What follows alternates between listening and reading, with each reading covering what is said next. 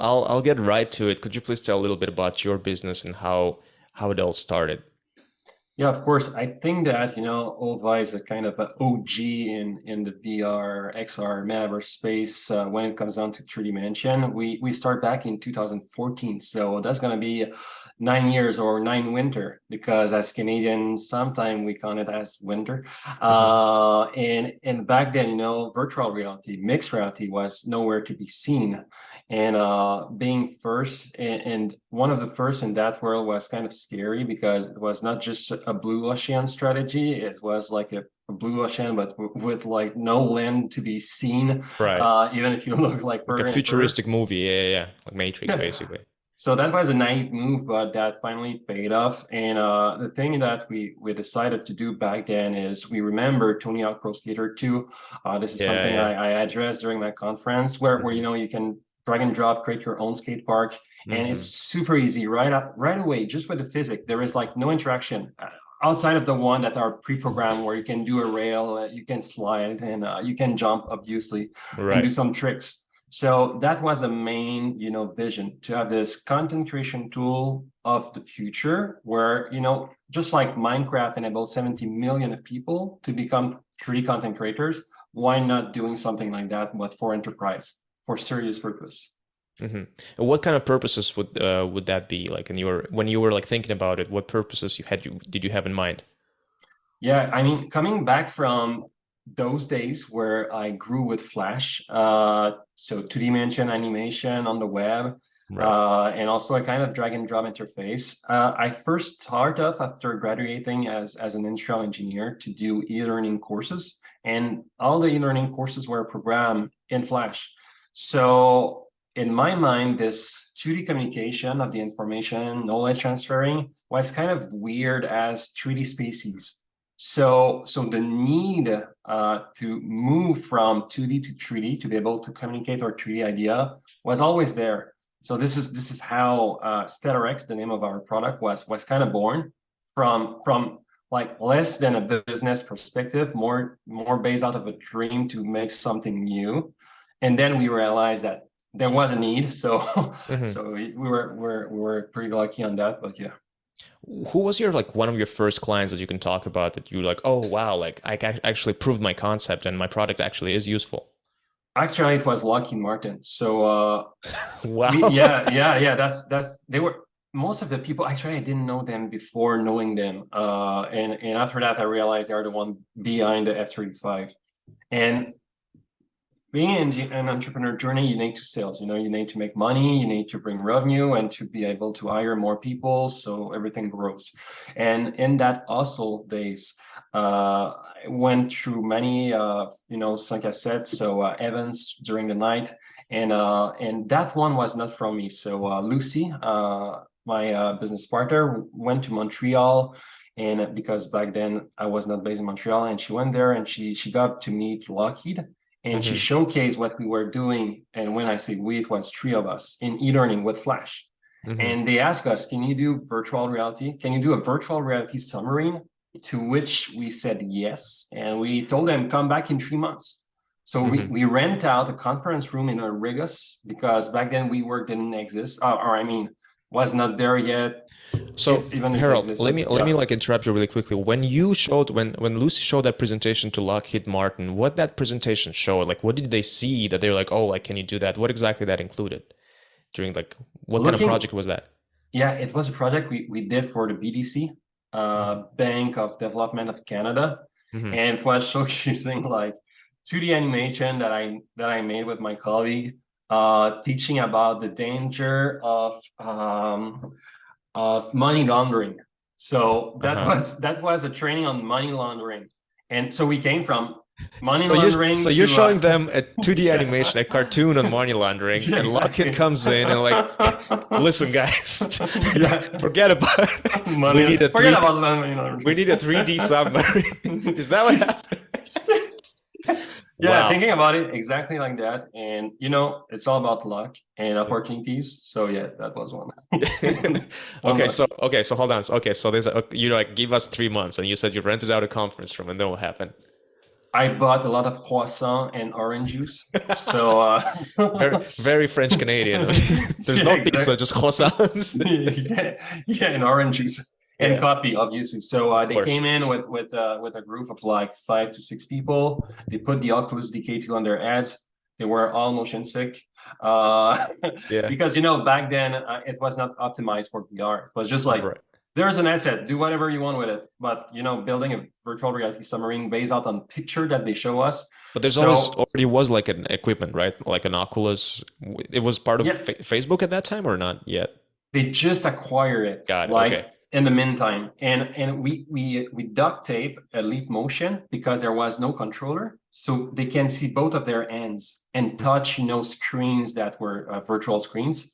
So that was it. And we have a place where they go down in the submarine. It was a 2-level submarine and there was smoke, so they can like be around the smoke. It How was did you know kind of, how did you know how submarine looked? Like, did they give you like a video?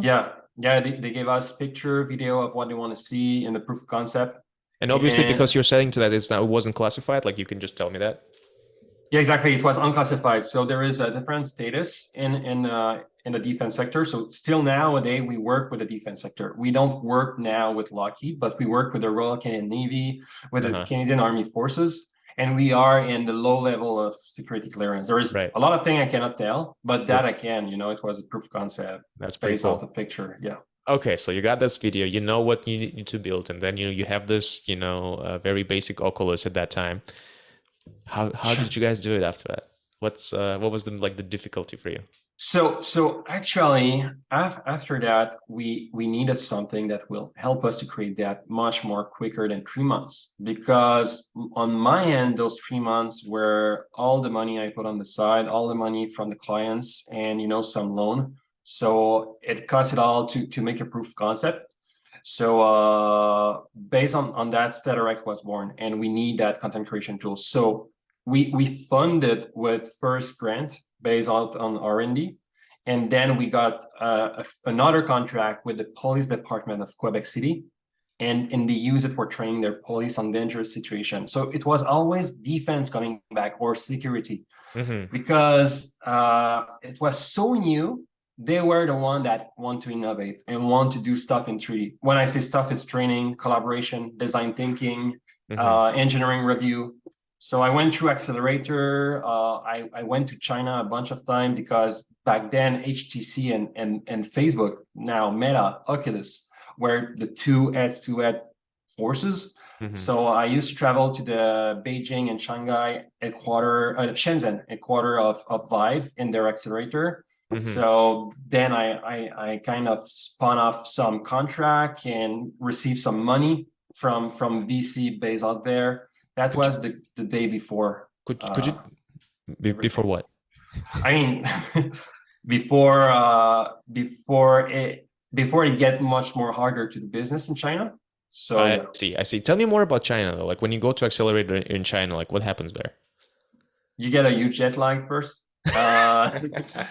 And no, but I don't speak Mandarin, and Uh-huh. I mean outside of ni hao and shishi, Okay. and my nickname, which was Gao Fushuai, Whoa, and what does that mean? tall, rich, and handsome. Wow, wow. Okay, okay, Mr. Lucky. No, but that was then that, and I didn't know what it was. They told me put that in your WeChat, and they were making fun of me. So I just realized that afterward. But I should have asked before. So it was just for my end a bunch of symbols, Chinese symbols, but meant something at the end. And so outside of the jet lag and everything, doing business in China, it's totally different. You need to embrace the culture, to drink in parties, and you need to finish your shooters of the alcohol made out of I can't remember, but it was super strong. And then you need to sign MOU. So it's all about memorandum of understanding. There is a lot of that, a lot of LOI, and before something starts, it's many months. So it was a long cycle of sales. That's also what that's when I told myself, actually, I need to stop going in China. I will focus on something else, much more closer. Even if HTC was there, I came back to the focusing on the US as an export Hmm. place to go. Yeah. So by that time, when you already like had that experience in China, you had some projects. Once you came back, like what was on your hands? Like what did you have? Like you had several projects with the Lockheed, with police, right? You've done all of that, and then what was your goal at that time when you already like came back? Like okay, what's next? How do I focus on the United States? Yeah, yeah. The goal was always to get funded and maybe a Pareto law, like 80% I want to raise more money and 20% close contract back then because there was a huge VR winter.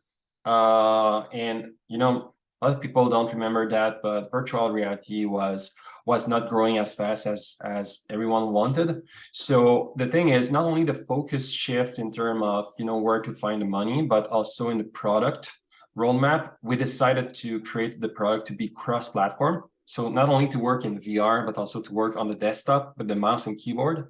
So this is how we kind of reduce the risk based on one technology, and that's what happened because I saw those VR arcade in China, which when you are here in North America, you read that this is the new thing, but when you go there, it's all empty.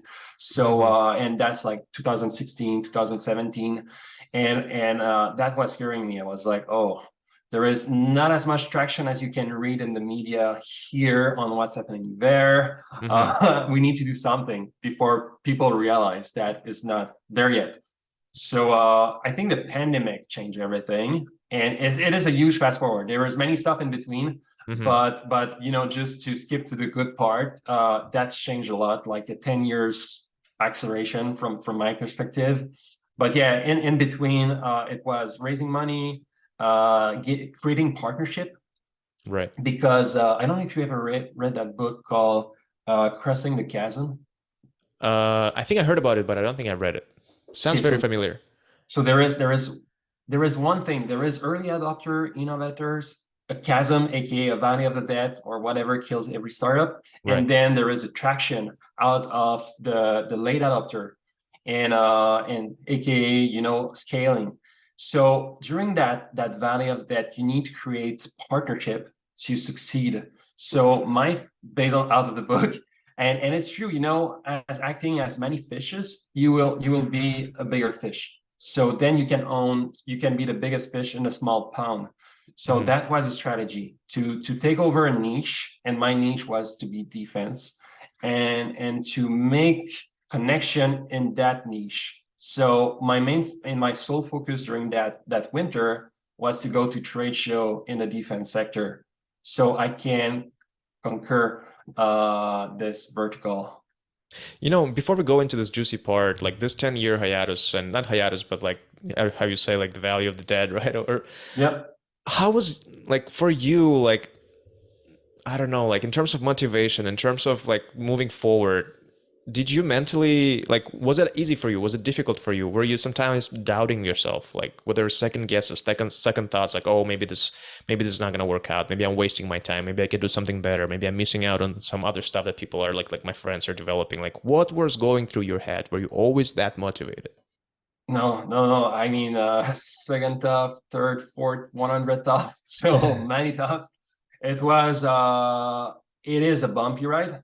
It is a up and down road, and to go through that valley of the danger, because you know, if you have this picture in your mind of you choose to go in that path where it's all beautiful rainbows, unicorn, and this is what it is sold to you when you start the journey of the entrepreneurship.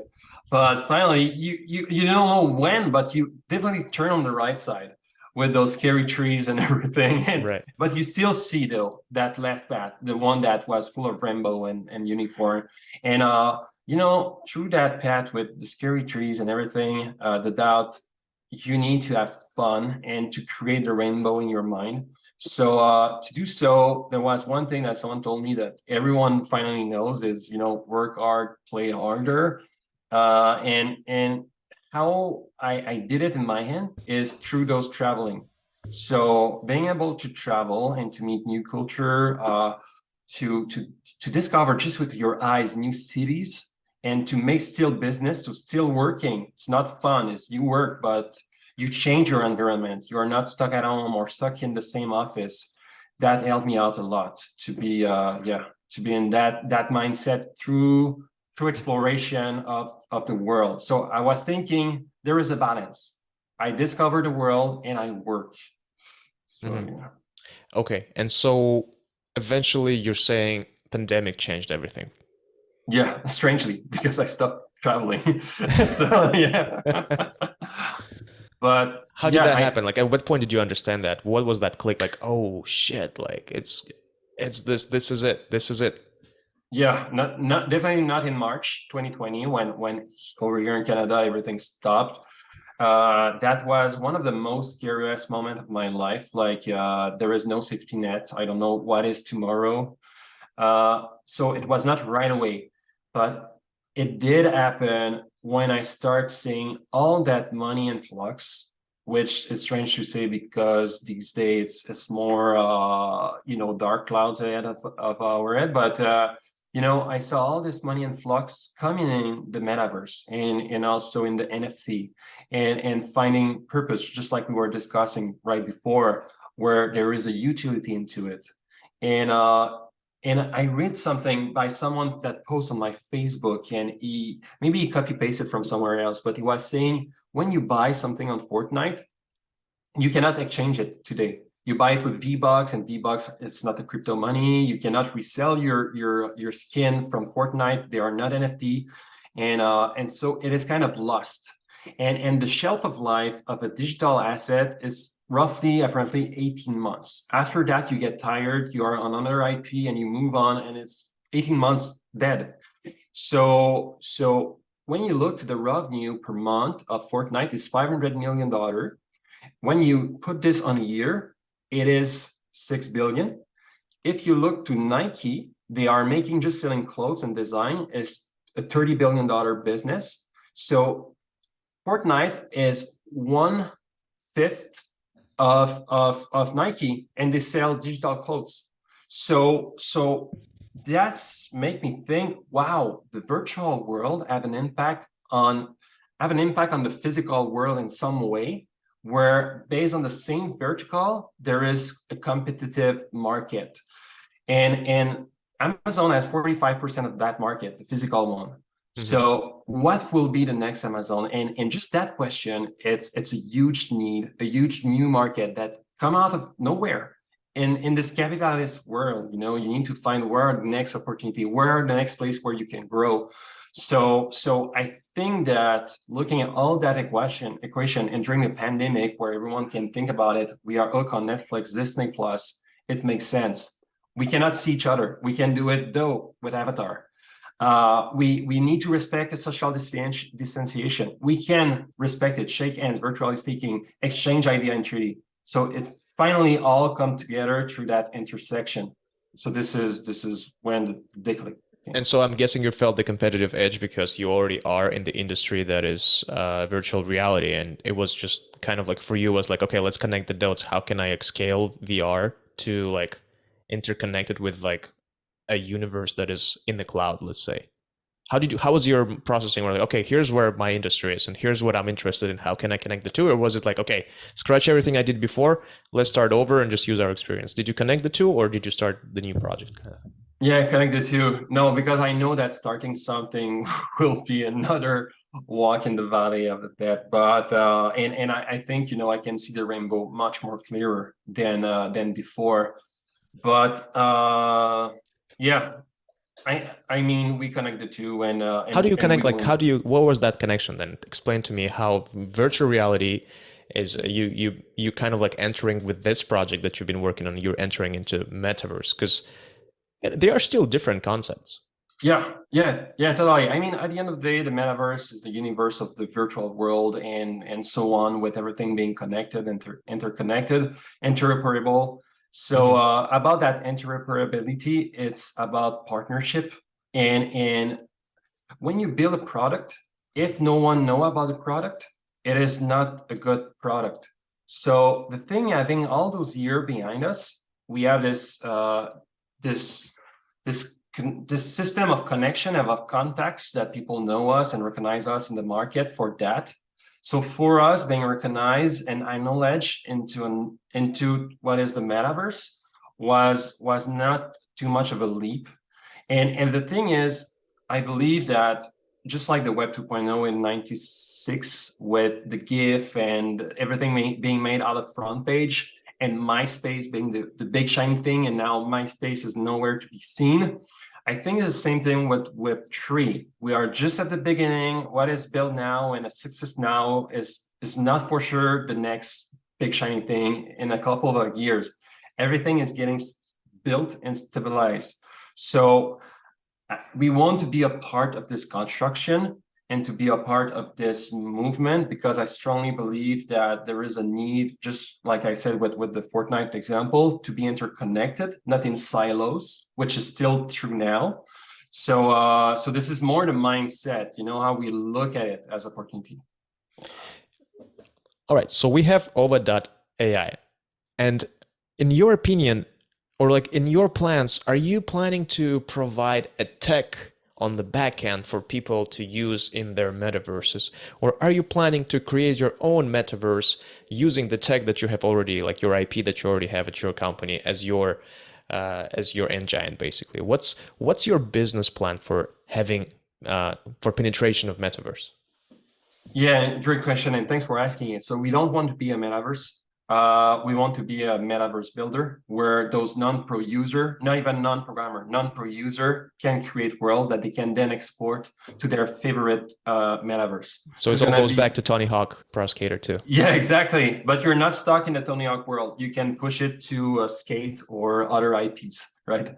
Right. And the .ai, it's something that is really close to my heart. It's because we strongly believe at OVA that there is this technology intersection where we will come from a phase like Tony Hawk, it's UGC, user-generated content, to AI GC, where there is a co-creation with an AI. And explain more, like elaborate, like give me an example. How would that look, please? Yeah, for sure. Today you have question on any website where there is a chatbot, and the chatbot will help you out to find out what you're looking for. So in our case specifically, and after that I can talk more about the other case, but in our case, we have a visual scripting tool where people can add their own interaction just by connecting nodes between each other. For programmers that are listening, it's like the Unreal Blueprint in some way, or you know, in Rec Room, there is also the Maker Gun, where you can also create interaction, or in Dreams. So it's a visual scripting tool. So the thing is, it requires a lot of effort. You need to connect stuff, you need to plug in, plug out, and so on. So you can get arm fatigue if you use your arm in VR, or even you can just get tired in the process. Right. Mm-hmm. So the co-creation is, I'll say something like that. When I press on the button, the virtual button, move the object, and then in front of my eyes, the path, the logical path will be created. So I just have to remix. So we'll come from a creator environment to a remix environment, where more and more user will remix. Just like, you know, Midjourney, it's text to picture, DALL-E, text to picture, Google is creating something text to video, soon to be text to 3D objects. So we will remix what is first proposed to our eyes, so we don't have to start anymore from scratch. Interesting. So let me try to see if I can come up with something. Let's say I want to be a superhero and I'm just running, but somehow through AI will give me like an additional powers to like run faster without me actually trying to involve more motion or involve more commands. Like somehow AI will know that I'm in a superhero universe mode right now. Please, like, you know, play along, yeah, kind of thing. Would that be, I think, like, would that be an example like that can be done? That's an example that I can relate to a company that is named Kinetics. So I don't know if you ever heard about them. They are based out prosthetics? Of Kinetics. Right. Okay. But I was thinking like, because I thought about the company who does prosthetics in the same way with an AI. But anyways, yeah, you're right. Yeah, it could be Connect one day. But Kinetics, what they do is machine learning, animation creation based out of YouTube video or TikTok video. So you take someone dancing or running fast as Superman, and you can then induce it into your avatar. So the machine learning output the skeleton key, the frame per frame of the motion, and induce it into your avatar. So that's where I see machine learning working with the creator on the animation, where your motion are augmented by an AI. And so would that be something that would be produced by Ova as well? Like with going back to the example with pushing the button and like insinuating the motion, is that like the technology that you're going to be like building your company around, let's say? Yes, yes, we are more and more focusing on those tools. We were first inspired by some research made by Meta on Minecraft, which is called, it's a white paper, super interesting. It's called Craft Assist.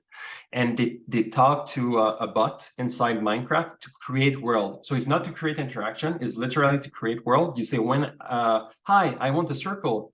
And the bot will create a circle based out of voxel, which is a cube in Minecraft. So, so yeah. Interesting. Who would be your clients? Like, who do you see as your clients primarily for that kind of, obviously it's going to be a B2B model, but like what kind of businesses would you be working with? So everything related in the short term related to the defense, such as, Lockheed, Babcock, BAE, name them, CAE, and so on. So they are the prime that surround that vertical. And then what I see is a ripple effect to the aviation, aerospace, heavy industry supply chain. But the end goal, is starting with B2G to B2B blue chip, because they have the money to bring in on the innovation. And as soon as it's more and more democratized, is to go down into the retail. So that idea of the metaverse builder, where people can export to other platforms. Because I told you that Minecraft at its peak 70 million user, but today Roblox has 58 million. That's crazy. Monthly active user. That's like one of the biggest countries in the world with like a population like that. Was made of kids. A country made of kids. Like made of kids. That's run crazy. around. That's great. Can you imagine? That's ridiculous. But it is a traditional funnel, right? You start with defense contracting and then you go into retail. It's same with like satellites, imagery, like Google Maps and stuff like that. So that's kind of interesting that some legacy funnels are still true to this day. Harold, this is such a great conversation. I hope I wish we had more time, but I feel like for this amount of information is very concise and very exciting. Maybe we'll do it part 2. I was going to ask you about more of like health questions, work-life balance, but man, like I feel like we discussed so much, we don't have more time. That's great. No, thanks. Yeah, I really appreciate this conversation. It was one of the most like funnest podcasts. How can people find more information about your projects? Do they just go to oba.ai? Yeah, exactly. Everything's there. And after that, they can click on the top right corner on StellarX, so they will know all about our platform. Thanks.